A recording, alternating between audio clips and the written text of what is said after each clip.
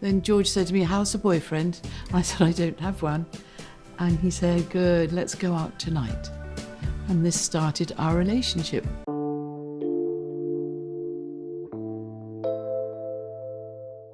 The world knows the surface of their story, a love triangle between George Harrison, Pattie Boyd, and Eric Clapton that inspired some of rock's greatest songs.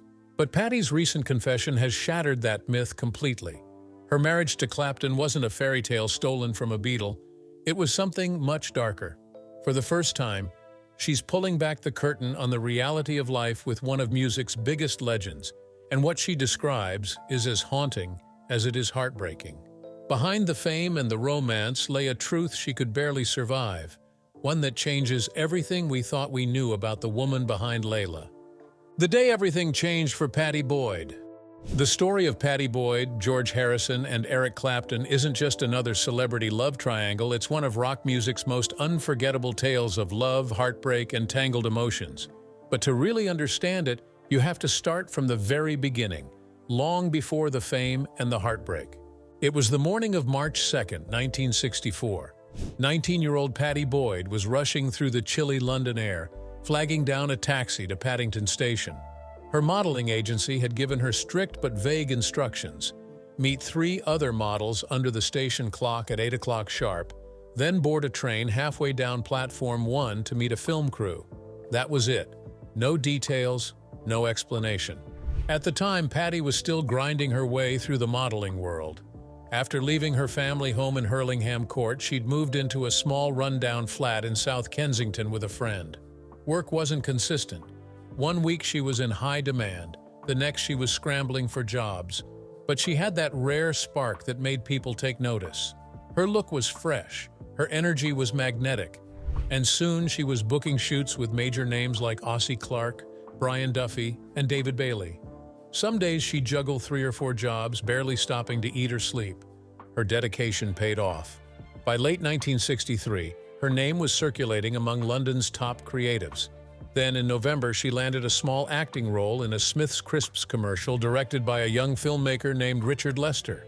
It was her first time acting, and for someone as painfully shy as Pattie, it felt like torture. She later admitted it was an ordeal she barely survived. So when her agent, Cherry Marshall, called her a few weeks later about another job, Pattie wasn't expecting much. Probably just another commercial, she thought. But when she arrived at the Park Lane Hilton, she found herself face to face with Richard Lester again. He couldn't reveal what the project was. Everything was top secret. Later that day, Cherry called, practically shouting down the phone, congratulating Pattie for landing a role in a Beatles film. The movie was A Hard Day's Night, the Beatles' first ever feature. The concept was simple. Follow the band through a fictional 36 hours leading up to a big TV performance, filled with humor, chaos, and fan frenzy. The opening scene would be shot at Marylebone Station, where the Beatles would board a train to escape screaming fans and meet a group of schoolgirls along the way. Pattie was one of them.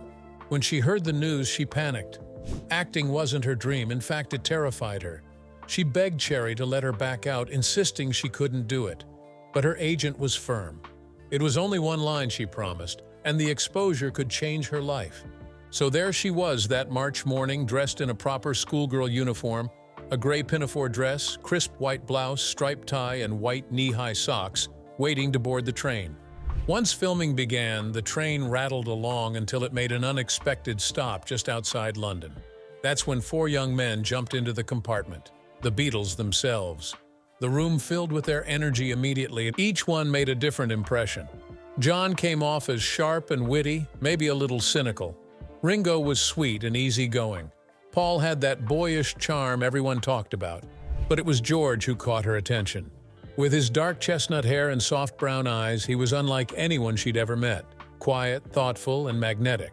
Later, during a lunch break, Pattie found herself sitting right next to him. She would later describe that moment as absolutely electric, a spark that seemed to shift something deep inside her.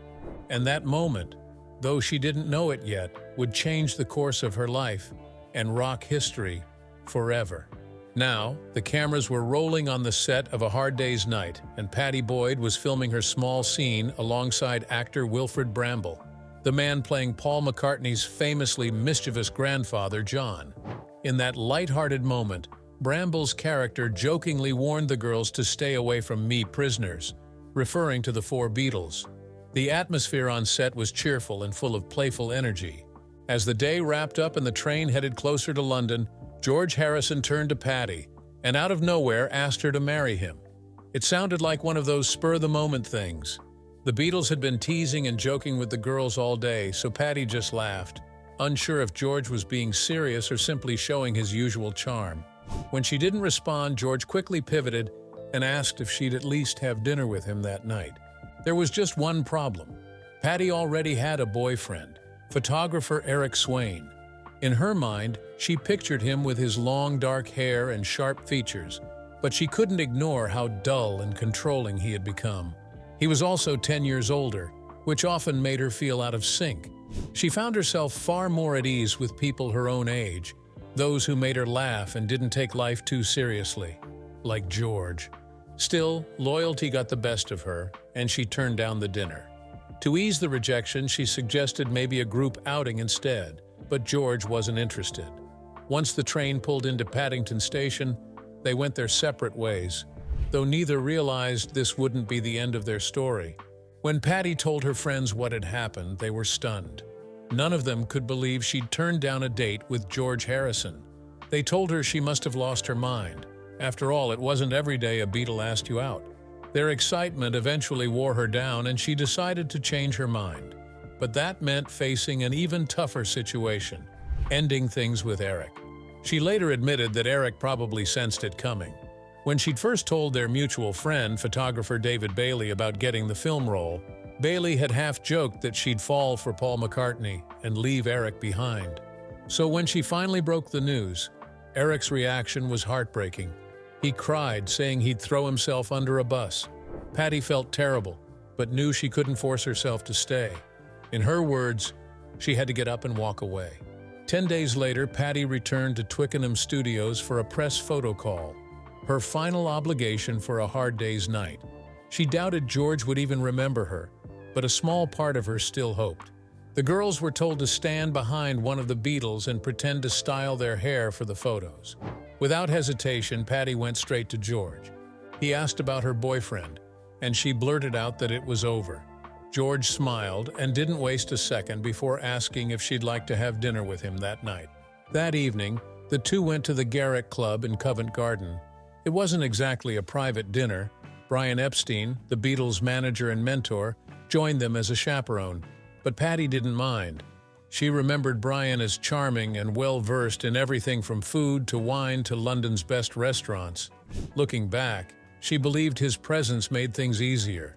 Without him, two shy young people might have found that first date a little too overwhelming. And that's how the romance between Pattie Boyd and George Harrison truly began. After that very first date, Pattie and George were practically inseparable.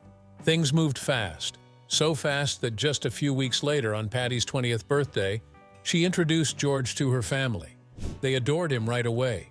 He was warm, polite, and charming in that effortless way only George Harrison could pull off. Once they made it official, the couple spent every possible moment together, often escaping to incredible places thanks to their manager, Brian Epstein.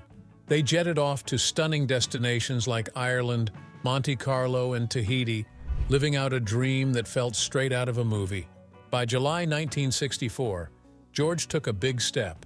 Following his accountant's advice, he bought his first real home, a sleek, spacious 1950s bungalow in Esher, Surrey, which he named Kinfauns. Pattie, meanwhile, was living alone in Ovington Mews near Kensington, often left feeling lonely while George was away for months on tour. So the moment he returned, she packed up and moved into Kinfauns. Their relationship had just entered a new, more serious chapter. Then came one unforgettable December evening in 1965. Pattie and George were driving around London when, out of nowhere, George slammed on the brakes. Without a second thought, he turned to her and said, "Let's get married. I'll speak to Brian." Moments later, they were parked outside Brian Epstein's house on Chapel Street. George jumped out of the car, dashed inside, and left Pattie sitting there in total confusion. 15 minutes later, he came running back beaming and told her, Brian says it's okay. Will you marry me? We can do it in January. Pattie was overjoyed. And just like that, the plan was set. On January 21st, 1966, Pattie Boyd and George Harrison tied the knot in an early morning ceremony at the Epsom Registry Office in Surrey. It wasn't the grand romantic wedding Pattie had imagined. She later admitted the venue was not the most glamorous place. She had always dreamed of a traditional church wedding, but Epstein had insisted on keeping things quiet. He believed a small, secret ceremony was the only way to avoid a media frenzy, and George trusted his judgment completely. Despite the modest setting, the day had its magic. Pattie looked radiant in a pinky red silk Mary Quant-style dress, creamy stockings, and pointy red shoes, topped with a red fox fur coat. Her hair fell in soft curls with a side-swept fringe, finished with a sweet white bow. George matched her elegance in a simple black suit and a dramatic Mongolian lamb coat. As they posed on the registry steps, both of them were glowing, young, in love, and utterly happy. The wedding itself was intimate. Brian Epstein managed everything, and Paul McCartney stood beside George as his best man. Their parents, siblings, and a few close relatives filled the room. John Lennon and Ringo Starr were absent, sent off on a decoy trip to keep the press distracted, though that didn't quite go as planned. Once the vows were exchanged, George and Pattie went straight to a press conference arranged by Epstein. Afterwards, they returned to Keen Fawns, where their closest friends and family joined them for a cozy celebration. It was a night filled with laughter, storytelling, and fond memories of how it all began. The shy Beatle and the charming model who caught his eye. Pattie would later say she was so happy she thought she might burst. For a while, they really were the golden couple of the swinging 60s. He was a Beatle, one of the most famous musicians in the world. She was a stunning model and muse, the very definition of effortless cool. Together, they embodied an era. But as the years went on, their paths began to diverge. Pattie was swept up in the glamorous world of fashion and fame, while George's attention turned inward.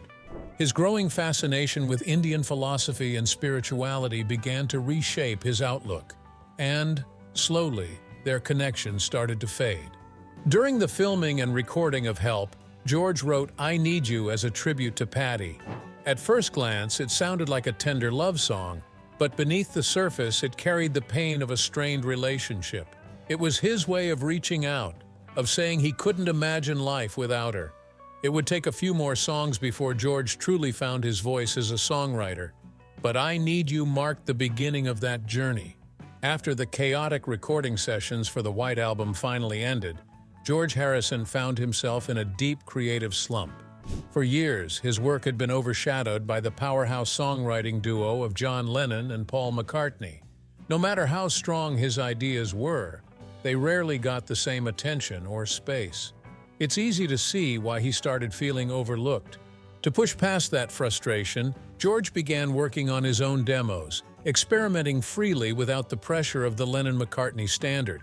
That's when he first started shaping what would become something. Around this period, his songwriting was evolving fast. He was diving deeper into Indian music and spiritual philosophy. Instead of writing about fleeting romance, he was exploring themes of devotion and life's endless cycle on tracks like Within You, Without You, and Long, Long, Long. Even as the Beatles were starting to fall apart, George delivered one of his finest pieces of work, Something, a heartfelt tribute to his wife, Pattie Boyd. What's interesting is that George initially didn't think much of the song. He felt it came to him too easily and assumed it couldn't be that good. At one point, he even offered it to Joe Cocker before deciding to keep it for Abbey Road. In the warm glow of his marriage to Pattie, George wrote with a tenderness rarely seen from him before. Something captures pure admiration.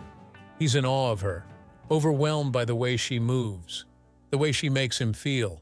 It's one of the most vulnerable moments in his catalog. Pattie later recalled how shy George had been about sharing the song. One night, after the other Beatles had left Abbey Road, George quietly approached engineer Glyn Johns and asked to play him the track in private. When the song finished, Johns was blown away and insisted they record it the next day. George wasn't known for straightforward love songs, which makes this one stand out even more. The bridge reflects his uncertainty about whether that deep affection will continue to grow beyond the first spark. a moment of honest reflection that gives the song its emotional depth. Even Paul McCartney couldn't ignore how good George's songwriting had become. During the Abbey Road sessions, Paul admitted to John Lennon that George's contributions might actually outshine their own. It was clear that by this point, the so-called quiet Beatle had found his voice, and something proved he could stand shoulder to shoulder with the best of them. The love triangle that rocked the Beatles. In 1968, the Beatles set off for India, not for a typical getaway, but for a deep spiritual journey under the guidance of Maharishi Mahesh Yogi. For George Harrison, the experience left an enormous mark. He returned home completely transformed, immersed in yoga, meditation, and Eastern philosophy. But while George was exploring this new spiritual world, his wife, Pattie Boyd, was quietly growing uneasy about the changes she saw in him. George had become deeply fascinated by the yogic lifestyle, including some of the less spiritual aspects, like how certain gurus maintained multiple romantic partners. Once back in England, he began to imitate that part of the culture, becoming openly unfaithful to Pattie. The constant infidelity weighed heavily on her, and she sank into a deep depression. That growing emotional distance between them didn't go unnoticed. It created an opening, one that would end up changing rock history. George's close friend, Eric Clapton, began spending more and more time around the couple. While George's attention drifted elsewhere, Eric's focus quietly shifted toward Pattie. Pattie, meanwhile, was still struggling with her husband's behavior. One of the breaking points came when George invited an ex-girlfriend of Clapton's to stay at their home, claiming she just needed a place to recover from the breakup. Pattie quickly realized the situation was far from innocent. The guests seemed much too comfortable around George, and Pattie soon reached her limit. She packed her things, left, and told George she wouldn't return until the woman was gone. Eventually, George called to say the houseguest had left, and Pattie came home. But their marriage never truly recovered. As things fell apart between George and Pattie, Eric Clapton began to appear more frequently. Officially, he was visiting to collaborate on music, but it soon became clear there was more to it. Pattie later said Eric was painfully shy around her at first, yet his quiet charm stood out, especially compared to George's growing detachment. Unable to be with her, Eric briefly became involved with Pattie's younger sister, Paula, whom he met in 1969 when Pattie brought her to a concert. The two quickly grew close, and Paula even moved in with him. But deep down, Eric couldn't let go of Pattie.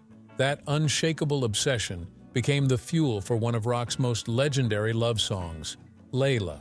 Despite being one of George Harrison's best friends, Eric's feelings for Pattie drove him to pour out his emotions through music. In 1970, he released Layla, a powerful confession disguised as a love song, written entirely about her. Around the same time, Eric began sending Pattie passionate letters. In one, he asked if she still loved her husband or if there was someone else. At first, Pattie assumed the messages came from an overly devoted fan, until Eric called to ask if she'd received them. Only then did she realize who had written them. In another letter, his desperation was impossible to miss. He told her that if she wanted him, she should take him, and if not, she should break the spell that bound him.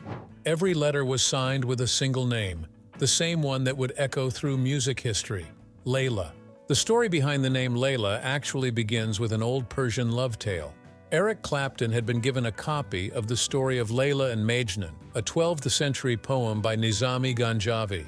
It told of two lovers who could never be together, endlessly yearning for each other. For Clapton, this story hit painfully close to home. He saw himself in the same position, hopelessly in love with Pattie Boyd, who was married to his close friend George Harrison.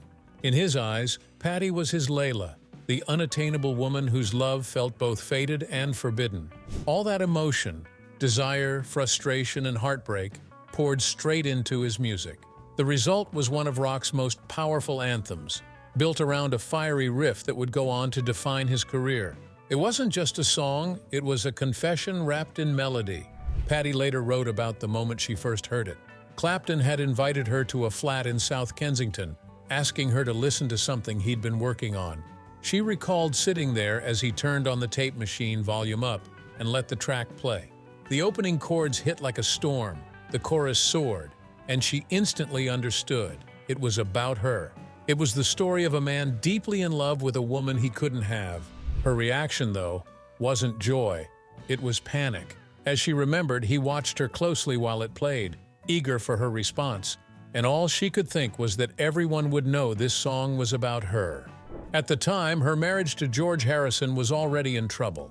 George had become increasingly distant, caught up in spirituality and drug use, losing himself in the Hare Krishna movement, while Pattie struggled to reach him.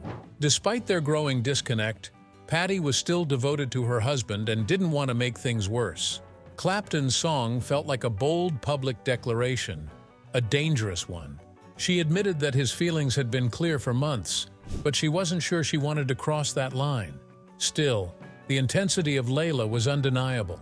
Hearing that kind of love expressed so powerfully was overwhelming. Eventually, she admitted that the song itself broke her resistance. It was the turning point that led to their affair. Later that same evening, things took an even more dramatic turn. Pattie went to a party while George stayed home, and there, once again, was Eric. The two spent the night talking and getting closer. When George eventually arrived, he immediately noticed the connection between them. He confronted them, and Clapton didn't hold back. He confessed that he was in love with George's wife. Their secret wasn't entirely carried alone, though. They had help from friends who knew what was going on. One of them was Pete Townshend from The Who later revealed that Eric had once asked him to distract George so he could spend time alone with Pattie. Townshend remembered that George was content to talk about Indian mysticism, spirituality, and even his drug use, all while Eric was with Pattie. Looking back, Townshend would describe that moment as crucial in Eric and Pattie's relationship, the moment when their secret love story truly began to take shape, how betrayal broke George and Pattie apart. By the early 70s, things in George Harrison's world had gotten complicated, very complicated. During this time, George began an affair with none other than Ringo Starr's wife, Maureen. It was a shocking turn that marked the breaking point for both their marriages. To be fair, Ringo would later admit that his own infidelities had already put cracks in his relationship with Maureen long before this affair surfaced. But the real unraveling of George's marriage to Pattie Boyd had already begun years earlier. In 1972, while staying alone in New York, George found himself in a quiet hotel room, thinking about the state of his life and his marriage. That's when it hit him. Maybe he and Pattie were no longer meant to be. The signs had been there for a while. Out of that lonely reflection came one of his most heartfelt songs, So Sad. The track captured every ounce of heartbreak and resignation he felt as his relationship slipped away. It wasn't just a song, it was a confession, a raw look into his pain as he sang about being left cold and alone, realizing that love had finally faded. As time went on, George's personal life became even more tangled. After a series of secret romantic encounters, he discovered that Pattie had fallen for his close friend, Eric Clapton. Instead of lashing out, George did what artists do best. He turned his emotions into music. Much of his 1974 album Dark Horse reflected that period of turmoil, with So Sad standing out as the most direct expression of his heartbreak. Unlike some breakup songs filled with bitterness or blame, George approached his loss with quiet sorrow, laying bare the emptiness left behind. It felt like the closing chapter of a love story that had started years earlier with songs like I Need You and Something, tracks filled with wonder about love and connection. Now, all that remained was acceptance and grief. Even knowing deep down that their marriage was over, George still struggled to let go. He tried to make things work, but by 1974, their relationship had finally collapsed under the weight of infidelity, exhaustion, and change. When Pattie later reflected on those years in an interview with The Telegraph, she described a relationship that had simply fallen apart. George, she said, had changed. He'd grown distant, started using cocaine, and indulged in numerous affairs. She admitted leaving him was an incredibly hard choice, but she felt she had no other option. Things, as she put it, were getting out of hand. She still spoke of love, though. Despite everything, Pattie emphasized that they cared for each other deeply. But George wanted to enjoy the full perks of fame. He wanted to live freely and see how far that lifestyle could take him. A hot-blooded boy, she said with a hint of understanding. Why not, I suppose? Not long after separating from George, Pattie began seeing Eric Clapton, and by 1979 they married. But that relationship brought its own heartbreak. Eric's struggles with addiction slowly eroded their bond, and after nearly a decade together, they divorced. For Pattie, it was another painful reckoning. She later described a period of deep confusion, wondering who she was now that she was no longer Mrs. George Harrison or Mrs. Eric Clapton. She confessed she felt like no one, not even to herself. Determined to find her footing again, Pattie sought help from a psychotherapist whom she described as amazing and wonderful. Through therapy, she slowly learned to rediscover her sense of self and rebuild her confidence. The most surprising twist, though, is that George Harrison and Eric Clapton actually managed to stay friends despite everything. In a later interview, George spoke candidly about the situation, revealing that he hadn't felt angry about Eric and Pattie's relationship. In fact, he claimed that his calm reaction was what truly bothered Eric the most. George explained that he and Pattie had already ended things before she got involved with Eric, saying they had finished with each other basically anyway. What amused George most was the irony of it all.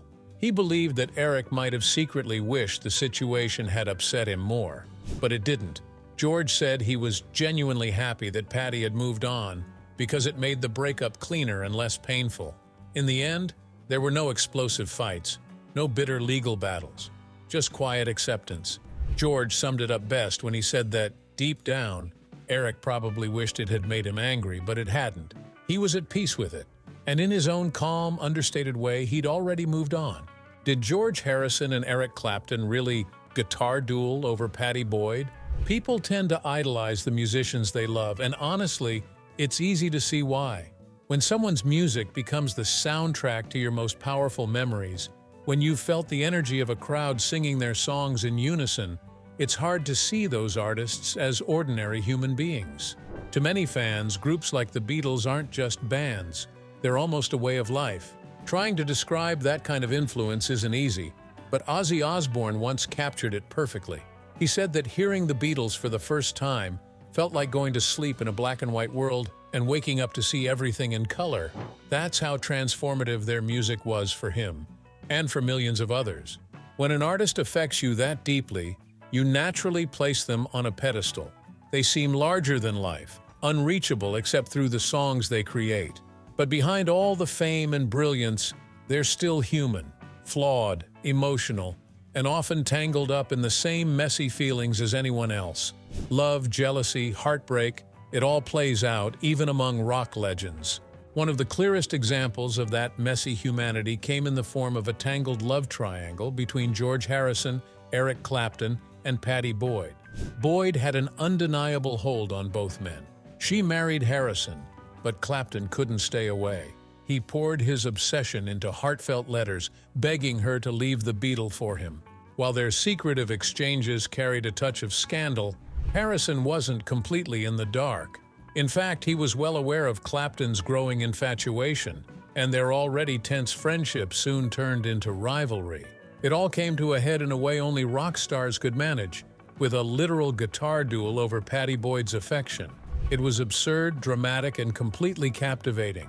The story first came to light through actor John Hurt, who witnessed the strange showdown himself. Pattie Boyd later recalled that Hurt, ever the dramatist, wrote about it in his memoir. She remembered the day vividly. Eric showing up at George's house, handing him a guitar and saying, "Try this one out." What started as casual playing quickly turned into what Hurt described as a musical duel. Despite the chaos, Pattie said George never truly lost his cool over the love triangle.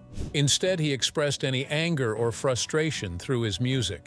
As she explained, musicians often communicate through their instruments, and for George, his guitar was where all his emotions came pouring out. Ironically, the guitar showdown that was meant to impress Pattie had the opposite effect. Looking back, she described both Harrison and Clapton as boy men, calling their behavior emotionally immature. Still, it's hard not to marvel at the idea. A Beatle and Eric Clapton locked in a guitar battle over love. It's one of those wild, almost unbelievable moments that remind us that even rock gods can act just as foolishly as the rest of us. Pattie Boyd just revealed the disgusting truth about her marriage to Eric Clapton. When it comes to Eric Clapton and Pattie Boyd, opinions tend to split right down the middle. Some see Clapton as the villain, the man who stepped in and took Pattie from George Harrison. Others see him as the romantic hero, the one who offered her a way out of a marriage that had already started to fall apart. Either way, there's no denying the massive role he played in her life. Clapton's love wasn't quiet or subtle. He poured his heart out through passionate letters, through the now iconic song Layla, and even through the chaos of his own addictions. Eventually, Pattie left George for him. It's easy to wonder how anyone could walk away from a Beatle, but Pattie's own words reveal just how painful and complex that decision was. It wasn't a spur-of-the-moment thing. It was years of emotional exhaustion finally catching up to her. But marrying Clapton didn't lead to the fairy tale ending many might imagine.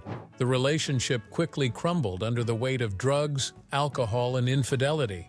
Pattie's story strips away the glamour of life with a rock star, showing the reality behind the curtain: loneliness, heartbreak, and endless uncertainty. For years, she wrestled with that question no one ever wants to face: should she stay or should she go? When she finally found the strength to leave, the heartbreak was overwhelming. The end of her marriage to Clapton hit her hard, but it was deeper than that.